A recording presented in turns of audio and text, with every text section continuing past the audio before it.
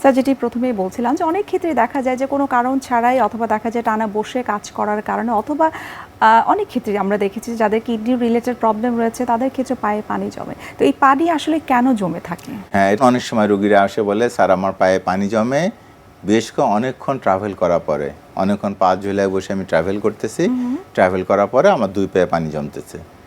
অথবা বলে যে আমি পায়ে পানি জমে, কাজটা দাঁড়ায়, অনেকক্ষণ দাঁড়ায় থাকলে পায়ে পানি জমে, আবার রাতে যখন শুই সকালবেলা দেখি আবার ঠিক হয়ে গেছে। এবং তাদেরকে আমরা সাধারণত বলি যাদের এই ধরনের পায়ে পানি জমে কিন্তু আবার ভালো হয়ে যায়, এটা এক ধরনের ফ্লুইড রিটেনশন সিনড্রোম বলি আমরা। এরা মহিলাদের ক্ষেত্রে বেশি হয়, অ্যারাউন্ড 40 ইয়ার্স যে মহিলা তাদের সাধারণত বেশি হয়।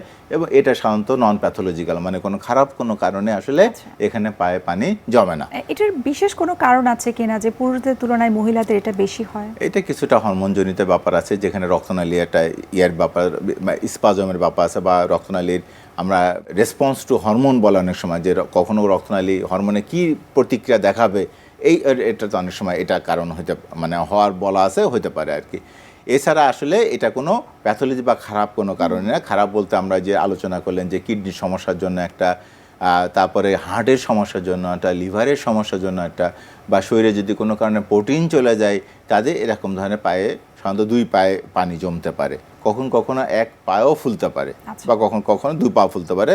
এখন দু পা যখন ফুলে তখন আমরা সাধারণত যেটা সবচেয়ে বেশি দেখি যেটা হার্টের কারণ কিনা, সবাই হার্টের কারণ যে, এবং যেটা কিডনি কারণে বললাম সেটা পায়ে পানি আসতে পারে, সাথে সাথে সাধারণত মুখে পানি আগে আসে, পরে সাধারণত ইয়েতে পায়ে পানি আসে। ওই যে লিভারের কারণে যেটা বললাম আমাদের পায়ে পানি আসতে পারে, সেটা সাধারণত আগে পাইটে পানি আসে, তারপর অন্যান্য জায়গায় পানি আসে। এইভাবে আমরা একটু ডিফারেন্সিয়েট করার চেষ্টা করি।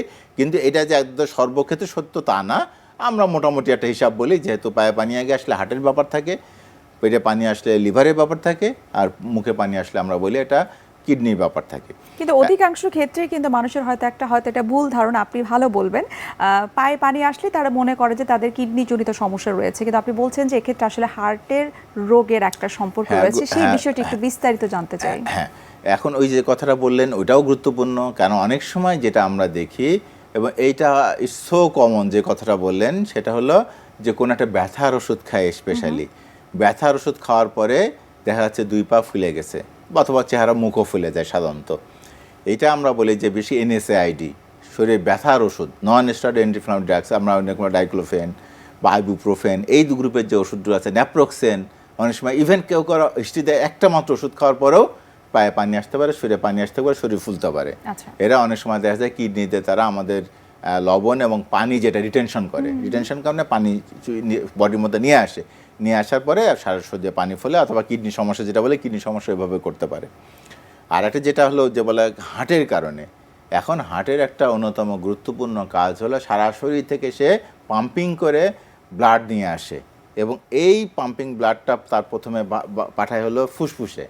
ফুসফুসে আবার কী হয় যে মানে ইয়ার যেটা দূষিত রক্ত, যেটা বলে আমরা দূষিত রক্ত বলি কার্বন ডাইঅক্সাইড বেশি, অক্সিজেন কম, সেটা ফুসফুসে পাঠায়। এই ফুসফুসে পাঠানো বলে ফুসফুসে কী হয়, অক্সিজেন যুক্ত হয়, আর কার্বন ডাইঅক্সাইডকে বের করে দেয় বাতাসে। ওই ব্লাডটা আবার টেনে নিয়ে আসে সে হলো আমাদের হার্টের মধ্যে, এবং সেটা পুরো হার্ট আবার এই রক্তটা পুরো শরীরে পাঠায়। এটা হলো হার্টের গুরুত্বপূর্ণ কাজ। সুতরাং রক্ত পাঠানো যেমন কাজ, ব্লাড টেনে আনাও একটা গুরুত্বপূর্ণ কাজ সারা শরীর থেকে। এখন এই যে কখনো যদি আমাদের হার্ট দুর্বল হয়, ফাংশন আমাদের মোটর পাওয়ারের মতো, মোটর যদি দুর্বল হয় আপনার তো 4তলা 5তলা পানি তুলতে পারবে না। তেমনি হলো এই যে পায়ে যে নর্মালি যেটা ব্লাড পাঠানো হয়েছিল, ওই ব্লাডের কিছু অংশ যদি এরকম হয় যে না হার্ট পাওয়ার কমে গেছে, সে ওখান থেকে আর টাইনে তুলে আনতে পারতেছে না আবার হার্টে, তখন কী হবে, পায়ে পানি জমবে। ওইটা ব্লাডে যেটা আছে ওইটাই আসলে পানি আকারে জমে, পা ফুলে যায়। তাহলে হার্টের সমস্যা, এই জন্য পায়ে পানি আসলে আমরা প্রথমেই চিন্তা করি যে হার্টের কোনো সমস্যা হলো কিনা, এই কারণে। তাহলে হার্ট কারণ যদি পায়ে পানি আসে, আমাদের যে পরীক্ষাটা বা যে গুরুত্বপূর্ণ একটা অর্গান যেটা যার ইনভেস্টিগেশন আমাকে করতে হবে, সেটা হলো হার্ট। আর একটা যেটা আছে সেটা হলো যে কোনো কারণে যদি শরীরে আমাদের একটা প্রোটিন বলে আছে অ্যালবুমিন, এটা যদি কমে যায়, এই অ্যালবুমিন একটা কমতে পারে হলো আমাদের কিডনিতে প্রোটিন যেতে পারে, অ্যালবুমিন কমতে পারে আমার ইন্টেস্টিন বা খাদ্য নালীতে প্রোটিন লসিং এন্টারপ্যাথি বলে প্রোটিন কমে যেতে পারে। এটা আর একটা হচ্ছে লিভারে প্রোটিন তৈরি হয়, অ্যালবুমিন তৈরি হয়, কিন্তু লিভারে কোনো কারণ সিরোসিস বা অন্যান্য কারণে প্রোটিন তৈরি হচ্ছে না। প্রোটিন তৈরি না হলে কী হবে, আমার রক্তে প্রোটিনের পরিমাণ কমে যায়, যেটা আমরা হাইপোঅ্যালবুমিনিয়া বলি, মানে প্রোটিনের পরিমাণ কমে গেছে। কমে গেলে প্রোটিনের একটা অন্যতম গুরুত্বপূর্ণ কাজ হলো সে আমাদের রক্তনালীর মধ্যে পানি ধরে রাখে। এখন যেহেতু সে প্রোটিন কমে গেছে, সে পানি ধরে রাখতে পারবে না। পরে না পড়লে তা আমাদের শরীরে কি হবে, আমাদের পানি চলে আসবে, পানি শরীরে ফুলে যাবে, যেটা আমরা অনেক সময় বাচ্চাদের ক্ষেত্রে দেখি যে কোয়াশিওকর বলে না, ম্যারেজ মাস কোয়াশিওকর বলে কি প্রোটিন যেটা আছে, প্রোটিন যাদের ম্যালনিউট্রিশন থাকে, যারা প্রোটিন খেতে পারে না বা প্রোটিন কম খায়, প্রোটিনের অভাবে তাদের শরীর বলা আছে ফুলে যায়। আমরা সাধারণত দেখি না ফুলে যায় কোয়াশিওকরে, সেটার কারণই হলো যে শরীরে প্রোটিন কমে গেছে। তাহলে প্রোটিন কমে গেলে তখন আমাদের ওই যে শরীরের মধ্যে পানি ছেড়ে দেয়, মানে যদি আমরা এইভাবে বলি যে পানিটা ছেড়ে দেয়, ছেড়ে দিলে তখন সারা শরীর ফুলে পায়ে পানি আসতে পারে। এটা হলো অ্যালবুমিন কমে যাওয়া। তেমনি লিভারের সমস্যা, কিডনির সমস্যা, এই জনিত কারণে অনেক সময় দেখা যায় আমাদের 2 পায়ে পানি জমতে পারে। আর একটা যেটা অনেক সময় জমা যাবে, আমরা 1 পায়ে ফুলতে পারে, যেটা আমরা কমনলি দেখে লিমফিডিমা, যেটা ওই যে আমরা হলো গোদরোগ বা রোগ বলা হয়েছে, এটা লিমফ্যাটিয়াসিস বলে, ইলিফ্যান্টিয়াসিস, যেটা হলো ওই যে প্রায় আমরা দেখে থাকি যে বেশ করে ওই যে নীলফামারীর দিকে টিকে, বা আমাদের অনেক সময় রাস্তাও দেখি যে 1 পা ফুলে গেছে আর কি, ইলিফ্যান্টিয়াসিস।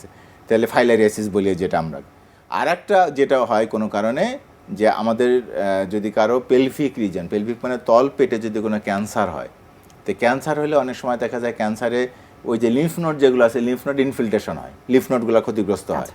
আর একটা যে রক্তনালী আমাদেরকে নিচ থেকে উপরে রক্ত নিয়ে যাবে, এই যে রক্তনালীগুলো অনেক সময় ব্লক হয় বা এখানে থ্রোম্বোসিস হয় বা রক্ত জমাট বাঁধে, তো সেই কারণেও এরকম হতে পারে। অথবা আমরা ক্যান্সার কেমোথেরাপি দেওয়া হয়, এই ক্যান্সার কেমোথেরাপিগুলো ওই লিম্ফ নোডগুলো শুকায় যায়, ফলে দেখা যায় যে ওই যে পানি যেটা বা লিম্ফোটিক যেটা বহন করে নিয়ে যেত, সেটা সাধারণত এরকম বন্ধ থাকে, ফলে উপর দিকে যেতে পারে না, পায়ে পানি জমা হতে থাকে। এটা ক্যান্সার রোগী হতে পারে, বা ক্যান্সার পরবর্তীতে কেমোথেরাপি দেওয়ার পরেও সেটা হতে পারে, অথবা যেটা আমাদের বলে ইভেন কোনো ক্যান্সারে বা কোনো ক্ষেত্রে রক্ত জমাট বেঁধে এরকম হতে পারে।